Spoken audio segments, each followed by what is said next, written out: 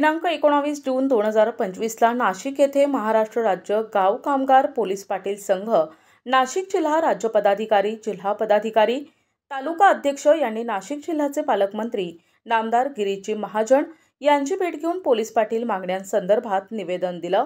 तसेच त्यांना माननीय मुख्यमंत्री देवेंद्रजी फडणवीस यांची भेट घडवून द्यावी अशी विनंती केली आहे। तसेच पोलीस पाटील यांची सेवा वय वर्ष 60 वरून 65 करावे अशी विनंती केली आहे। लवकरच मुख्यमंत्री साहेबांची भेट घडवून दिली जाणार आहे। तसेच उपजिल्हाधिकारी नाशिक राजेंद्र वाघ यांची भेट घेऊन पोलीस पाटील मागण्यांबाबत निवेदन दिले आहे।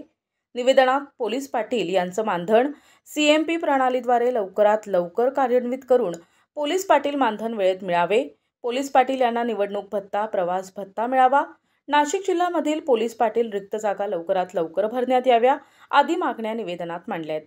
यावेळी नाशिक जिल्हा संघाचे पदाधिकारी चिंतामण मोरे पाटील, अध्यक्ष सल्लागार समिती महाराष्ट्र राज्य संपतराव जाधव, उपाध्यक्ष महाराष्ट्र राज्य मच्छिंद्र खातळे, अध्यक्ष नाशिक जिल्हा शंकर तुंगार पाटील, सचिव नाशिक जिल्हा दौलतराव देशमुख, तालुकाध्यक्ष पेठ कृष्णा सातपुते, जिल्हा सदस्य राजेंद्र महाले, जिल्हा कार्यकारी अध्यक्ष मनीषाताई बहे, महिला आघाडी प्रमुख सुनीताताई बोडके, महिला आघाडी प्रमुख ज्ञानेश्वर दौंड, निफाड तालुका अध्यक्ष वामन पाटील, दिंडोरी तालुका सचिव शिवाजी पाटील, ज्ञानेश्वर गांगुर्डे आदी पोलीस पाटील उपस्थित होते।